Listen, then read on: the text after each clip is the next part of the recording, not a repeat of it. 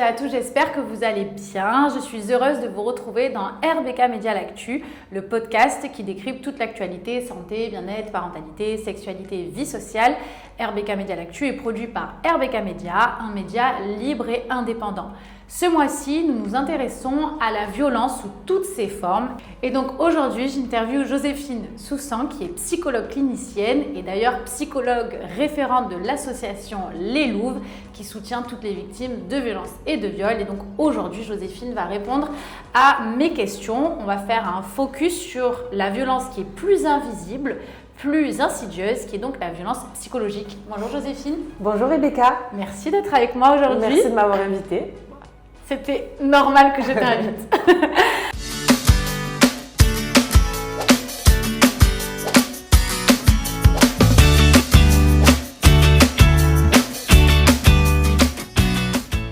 Alors, qu'est-ce qu'on appelle exactement une violence psychologique ? Une violence psychologique, déjà rapidement, on pourrait dire que c'est une violence qui ne se voit pas et qui vient au final toucher ce qu'on est à l'intérieur. Et dans sa définition, on comprend déjà que c'est très compliqué parce que rapidement, quand on peut parler de violence, on va tout de suite penser à des coups, à des violences sur le corps et physique, mais les violences psychiques laissent tout autant de traces. Est-ce que c'est toujours intentionnel, la violence psychologique ? Alors non, parce qu'en fait, les auteurs de violences peuvent répéter inconsciemment des schémas de violence qu'eux-mêmes ont subi, ou alors avoir des violences très intentionnelles.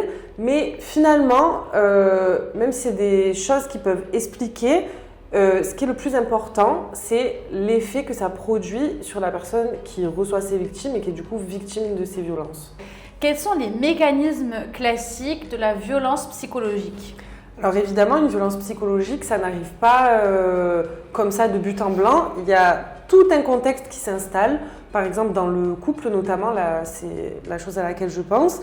Avant d'arriver à des violences psychologiques, il y a quelque chose qui s'installe avec beaucoup d'allers-retours. Ça se construit vraiment dans de la dentelle parce que c'est insidieux et on ne s'en rend pas forcément compte. Et ça, par exemple, on peut le repérer quand on écoute le discours de quelqu'un qui a subi des violences psychologiques. Très souvent, la personne ne va pas savoir comment le définir, comment le raconter. Oui, mais j'ai l'impression que... Parce qu'en fait, il y a quelque chose qui appartient quand même à l'auteur.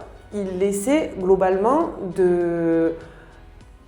Il y a quelque chose autour de comment le définir très simplement.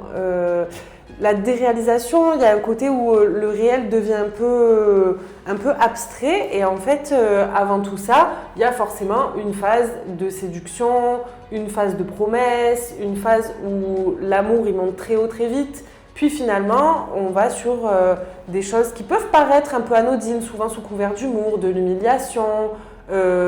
La vie de la personne n'est plus prise en compte ou alors ne compte plus de la dévalorisation. Et aussi, quelque chose qui arrive très souvent, et là, je ne parle pas que du contexte de la violence dans un couple, mais aussi par exemple dans un contexte familial, on y reviendra, couper la personne de son entourage et de ses points d'ancrage. Quels sont les signaux qui doivent alerter dans une relation finalement toxique, avec cette violence psychologique ? Si je peux dire relation toxique. Si on a une perte du réel, on ne sait plus trop définir.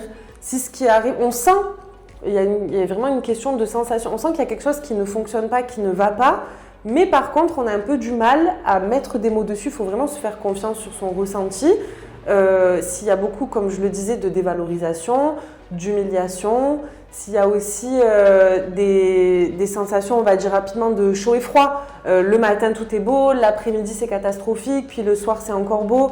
S'il y a vraiment des mouvements comme ça, très rapides, très furtifs, et on ne sait pas d'où la crise survient, on a la sensation de marcher sur des œufs, on essaie d'anticiper les réactions de l'autre.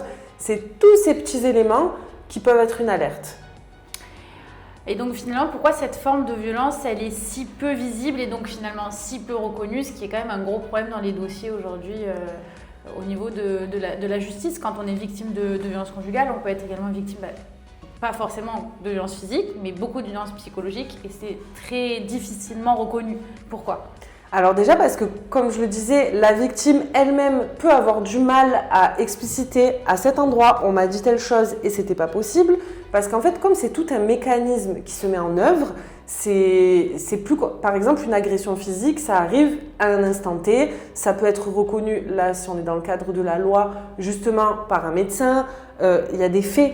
Sauf que, en fait, du côté de la violence psychologique, c'est quand même tout un mécanisme qui se met en place. Par exemple, là, je pense au film Mon Roi de Mai Wen. Je trouve que c'est un film qui montre vraiment toute la complexité d'une relation avec de l'emprise et avec de la violence psychologique, parce qu'il y a aussi des moments où c'est très beau, très fort, des moments où c'est douloureux. La personne ressent énormément de culpabilité, la victime, je parle, de culpabilité, se dit mais si c'était ma faute et si j'aurais pu réagir autrement, mais c'est moi qui l'ai provoqué. Alors qu'en fait, les instants de violence psychologique, c'est pas des instants, ils peuvent naître que parce qu'il y a tout le contexte qui a été mis en place par l'auteur en amont. Alors maintenant, on va parler de l'inceste, donc des violences sexuelles commises sur un membre de la famille par un membre de la famille, donc notamment sur des enfants, des mineurs. Quels signaux doivent impérativement alerter l'extérieur? Chez un enfant, ça peut être... Ou l'intérieur même. Oui, bien sûr, ou d'autres personnes de la famille, tout à fait. Ça peut être le kit ou double, c'est-à-dire on va partir un peu d'un changement de comportement. Donc, il y a des enfants qui vont, au contraire, se suradapter, plus faire de bruit. L'enfant tout sage qui ne bouge plus et qui, pour se protéger, c'est un mécanisme qui est inconscient, va vraiment se renfermer, toujours écouter, être très sage, plus faire de bruit, plus faire de vagues. Ou alors, ça peut exister aussi, un changement de comportement, justement un enfant qui n'était pas trop, pour qui tout son quotidien était bien encadré, etc., commence à avoir des crises de pleurs, des énervements, des comportements qui peuvent alerter. Comme les enfants, ils n'ont pas toujours les mots pour le dire, ils peuvent mettre en place des comportements, donc avec tout un panel et la singularité évidemment de chaque enfant, pour dire non mais là, il y a quelque chose qui sort du commun, c'est pas possible. Un enfant ne ment pas. C'est-à-dire que s'il y a des mots qui peuvent sortir, s'il va chercher un adulte, donc là pour le coup qu'il soit de sa famille, donc une autre personne de sa famille ou quelqu'un de l'extérieur, c'est toujours à prendre au sérieux parce que ça ne peut pas lui venir comme ça, c'est qu'il vient parler de quelque chose.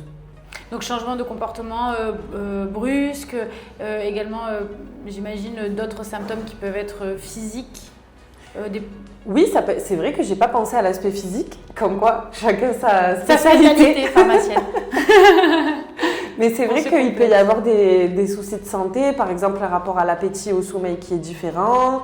Après, par exemple, il peut y avoir des soucis, pour le coup, très évidents au niveau des zones gynéco. Même, j'allais dire génitales, parce que chez les petits garçons aussi. Enfin, tout est... Ou alors des grosses éruptions d'eczéma, tout ce qui est soudain. En fait, tout ce qui peut être somatique, tout ce qui est soudain et qui est vraiment pas dans l'habituel d'un enfant, c'est à prendre en compte. Alors attention, parce que chaque changement ne veut pas dire qu'il y a un inceste pour l'enfant, c'est pas ce qu'on dit, mais s'il y a des choses qui sortent de l'ordinaire, que ça soit comportemental, somatique, dans un sens ou dans un autre, c'est-à-dire plus dans l'expansion du symptôme ou au contraire un renfermement sur soi, il faut avoir une vigilance.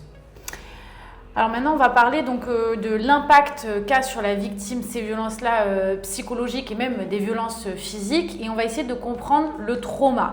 Qu'est-ce que la sidération ? Alors, la sidération, déjà, avant d'aller sur ce sujet, je préférerais commencer par une rapide définition. C'est pas vraiment une définition, mais un petit point qui va nous permettre de continuer notre sujet. C'est-à-dire qu'un événement qui arrive à une personne, si le même événement arrive à 10 personnes, il y aura 10 manières de réagir. Un trauma, c'est pas forcément un acte, c'est l'effet produit sur la personne, parce que deux personnes peuvent être confrontées à la même situation et elles peuvent être traumatisées ou pas. Et même si les deux sont traumatisées, pour rester sur notre exemple, ça peut se manifester de deux manières complètement opposées. Ce qui fait trauma, c'est une effraction qui n'est pas possible de penser. Donc, le cerveau, le psychisme et le corps mettent en place des mécanismes de défense pour s'en défendre. Donc la sidération, c'est un des mécanismes de défense, c'est une forme de survie. C'est-à-dire que ce qui se passe est tellement impensable et tellement douloureux que le corps fait un peu un freeze, le cerveau et le corps même, et du coup, c'est plus possible à cet instant-là de réagir. C'est une forme de défense. Après, par exemple, il y a des victimes qui peuvent dire « mais j'aurais dû réagir, j'aurais dû partir, j'aurais dû me défendre. » Mais en fait, c'est vraiment le cerveau qui a envoyé un signal d'alerte. Là, ce qui se passe, c'est je ne peux pas le gérer, donc je fige le corps et le cerveau pour attendre que ça passe. C'est un mécanisme qui est totalement inconscient et qui est vraiment à visée défensive. Qu'est-ce que la dissociation post-traumatique ? Alors, la dissociation, on parle justement, c'était pour ça que c'était important pour moi de définir d'abord que le trauma, c'est quand même quelque chose qui ne peut pas être pensé. Donc justement, la dissociation, c'est-à-dire que le cerveau et le psychisme font face à quelque chose qui fait vraiment trou noir, qui fait vraiment effraction et qui n'est pas possible de le replacer dans une histoire, de le penser, d'en faire quelque chose. Donc, face à ça, malgré tout, on est obligé de fonctionner et de réagir. Et la dissociation permet de fonctionner sur d'autres plans de sa vie. C'est-à-dire qu'il y a des moments, surtout par exemple dans les traumatismes qui se répètent, le corps reste, malheureusement, parce qu'on ne peut pas s'en aller, c'est pas magique, mais du coup, l'esprit s'éteint. En fait, c'est tellement insupportable que ça aussi, c'est un mécanisme défensif et permet de supporter, entre guillemets, parce qu'en fait, c'est, sur le moment, c'est la seule stratégie qui est possible. Mais dans l'après, il y a plein de choses qui peuvent être mises en place, on va y venir. Et justement, et l'amnésie post-traumatique ? Pareil, c'est-à-dire que ces informations-là, elles ne sont pas oubliées. Elles sont mises dans un coin du cerveau qui n'est pas accessible à la conscience et au souvenir, mais elles existent et elles sont là. C'est juste que c'est tellement douloureux et c'est tellement impossible à penser, tellement c'est violent, tellement ça impacte sur tous les plans, que, en gros, si le cerveau c'était une armoire, c'est caché dans un tiroir qu'on ne peut pas accéder. Okay. Donc c'est pour ça qu'il y a des personnes qui sont victimes de viol et ne s'en rappellent pas ou elles s'en rappellent 20 ans après. Après, par exemple, justement sur sur justement ces souvenirs qui sont cachés, parce qu'en fait c'est ce qui prouve d'ailleurs que ça n'est pas oublié, c'est juste pas accessible à la conscience, c'est que parfois des personnes, un événement traumatique, par exemple un viol, 20 ans après, donc une personne le subit, elle occulte ce moment de sa vie, elle continue son chemin et 20 ans après, c'est un exemple parmi des millions, elle va passer à côté de quelqu'un dans le tramway, dans la rue, à son travail, qui a le même parfum. Et ce jour-là, à ce moment-là, ça va lui revenir. Alors, il y a une part, c'est parce qu'à ce moment-là, elle a composé, elle a utilisé plein de béquilles dans sa vie pour pouvoir avancer autour. Et du coup, l'oubli entre guillemets, est utile aussi pour pouvoir continuer à fonctionner. Et à ce moment-là, il y a quelque chose qui revient. Mais c'est que parfois, toutes les défenses mises en place ont permis d'avancer. Ça a fait un peu plus d'espace, on va dire. Et là, c'est possible de le faire ressurgir à la conscience pour, en effet, pouvoir le traiter. Alors maintenant, quelles sont les conséquences sur le long cours des violences vécues dans l'enfance, qu'elles soient physiques, psychologiques, et j'intègre bien évidemment dans les violences physiques les agressions sexuelles. Parce que finalement, même s'il y a le fait de mettre ce qui s'est passé dans un tiroir, ça laisse des marques, des traces. Bien sûr. Et donc du coup, quelles sont vraiment les conséquences sur le long cours ? Parce qu'il y a des conséquences. Oui, il y a des conséquences. Les principales.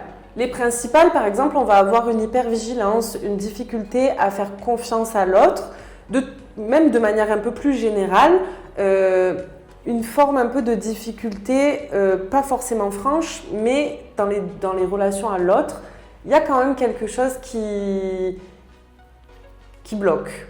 Soit ça peut être, après ça peut se manifester de plein de manières, mais ça peut être justement de toujours s'investir au contraire bien trop vite et trop intensément dans une relation, ou ne pas arriver à entrer en relation intime, là je dis intime au sens très très large dans une relation, c'est pas forcément quelque chose qui a un rapport avec la sexualité. Après, il y a des troubles généralement quand même du sommeil. Donc une hypervigilance, c'est ce que je disais. Tout ce qui est addiction. Tout ce qui est les addictions, bien sûr. Et il y a aussi au niveau de la somatisation, parce qu'en fait, la somatisation, quand quelqu'un se plaint d'une douleur au corps, même si la cause est psychologique, elle souffre réellement. C'est une souffrance à prendre en cause. Et déjà, il faut toujours chercher à éliminer la cause physique pour après aller se concentrer, si c'est somatique, si c'est de la somatisation, pardon, aller se concentrer sur le psychisme. Mais quelque chose qui est indéniable, c'est que la personne souffre et peut le vivre dans son corps. Donc j'imagine, et puis il y a d'autres choses, j'imagine les comportements hypersexuels. Enfin, oui, ça peut être dans les deux sens, parce que ça peut être choses, par rapport quand on a eu un traumatisme lié à la sexualité, ça peut être des périodes d'hypersexualisation ou au contraire, pas de sexualité. Bien sûr. Et la même personne, c'est souvent dans l'extrême, mais une même personne peut traverser une part et l'autre. Ouais, j'ai compris. Donc voilà, d'où la difficulté de se construire en tant qu'adulte quand on a vécu ces violences psychologiques et physiques, mais dans ces agressions sexuelles, il y a beaucoup de violences psychologiques puisqu'on doit se taire, on doit composer. Et la culpabilité. La culpabilité et tout ça, c'est pour ça que je voulais axer surtout aujourd'hui les violences psychologiques, même si j'ai été obligée de l'intégrer.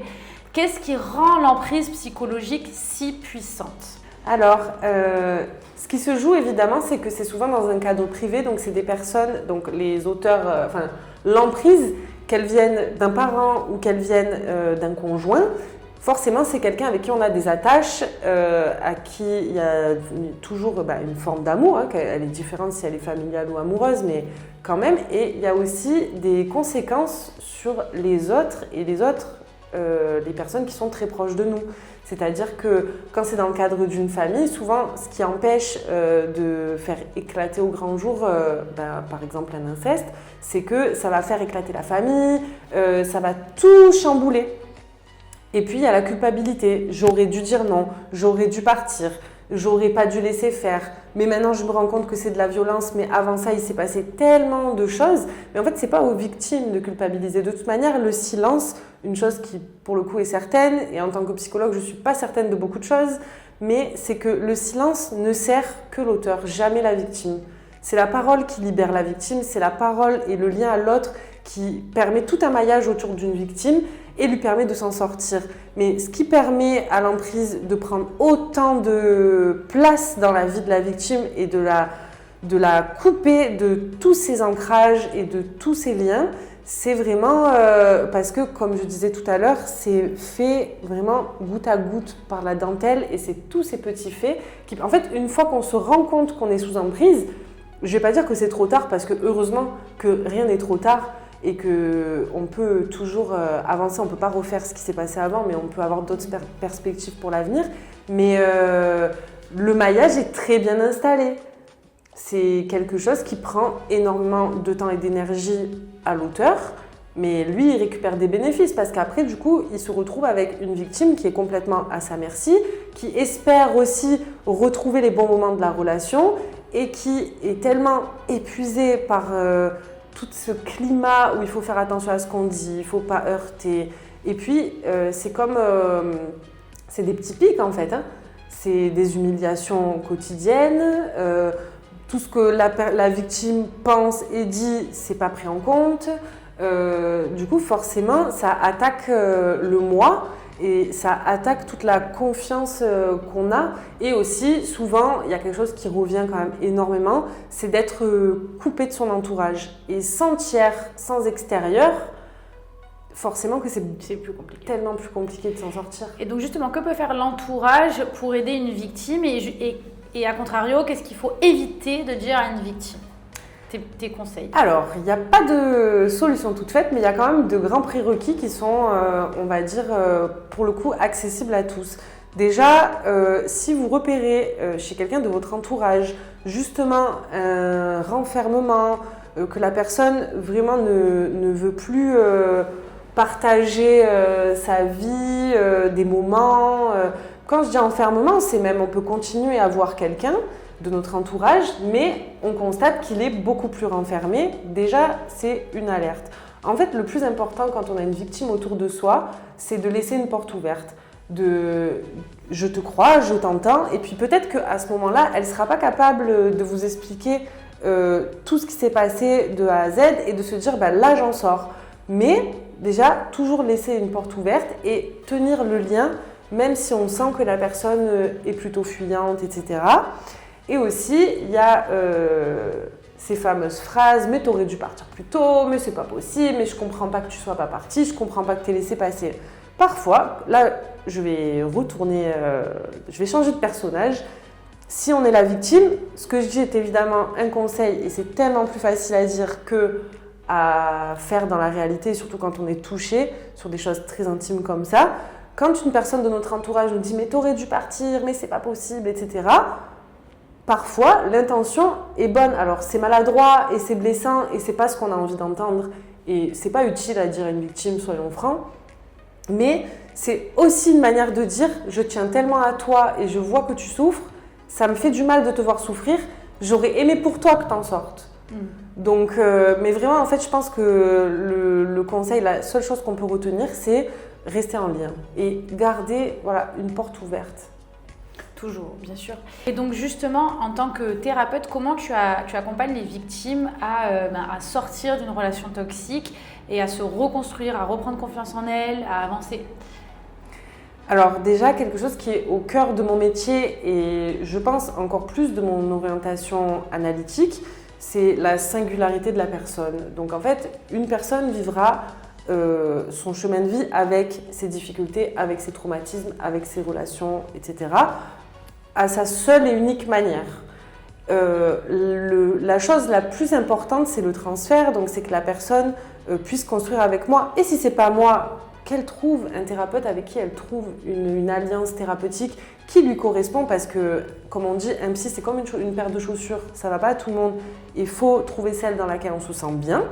Déjà, c'est de construire cette relation de confiance avec les patients que je suis, leur ouvrir un lieu d'écoute et surtout, il y a toute une part du travail qui consiste vraiment en accompagnant la personne à trouver ses ressources et à retrouver, un peu conforter ce moi qui a été tellement abîmé et fracassé par ces éléments extérieurs. Donc il y a quelque chose de restaurer une confiance interne et favoriser pour la personne de retrouver ses appuis, ses ancrages, que ça soit des personnes, que ça soit un retour au corps. Ça, du coup, ça ne se travaille pas avec moi.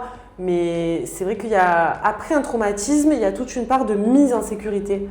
Avant, un travail plus profond, plus sur les causes en fait. Mais avant ça, il faut pouvoir être en sécurité, mais sur tous les plans et retrouver une forme de sérénité. Quels mots tu pourrais adresser à celles qui vivent une violence silencieuse ? Pour celles qui vivent une violence silencieuse et qui, j'espère, nous regardent, n'hésitez pas à aller vers une personne en qui vous avez confiance, à parler. Alors, c'est très difficile de parler, mais vous n'êtes pas obligé, on n'est pas au confessionnal, on n'est pas obligé de tout dire et de tout raconter par le menu. Et si, à ce moment, vous n'avez pas de personnes ressources, vous pouvez vous orienter vers un professionnel. Un professionnel, que ce soit un médecin généraliste, une sage-femme, une gynéco, un psychologue, un psychiatre, peu importe, quelqu'un qui peut vous entendre à ce moment-là. Il y a aussi énormément de contenu pour vous aider, vous accompagner. C'est peut-être parfois plus facile, quand ça peut encore être compliqué, d'aller vers l'autre, accessible en ligne. D'ailleurs, à la fin, Oui, justement, tu vas nous donner des ressources que tu recommandes aux personnes qui n'ont pas accès à une thérapie. Du coup, on va les mettre en... Donc, elles sont sous la vidéo. Donc on aura des livres, des podcasts, même des groupes aussi, des comptes Instagram, TikTok, soit par des professionnels, soit par des personnes qui ont vécu ces choses-là et qui donnent un peu des clés. Ne serait-ce déjà que pour repérer et ensuite pour se soigner. On n'est pas responsable de ce qui nous arrive, ce n'est pas votre faute, mais par contre dans votre parcours de réparation, c'est pas parce qu'on a vécu un traumatisme qu'on s'identifie soi-même, qu'on est identifié comme une victime. C'est un élément qui nous compose, mais ça ne représente pas ce qu'on est. Et le cerveau a une grande plasticité et permet beaucoup de réparation, donc l'avenir peut être aussi très beau. Merci beaucoup Joséphine. Et donc de faire de ça une force. Oui. Merci. Merci à toi.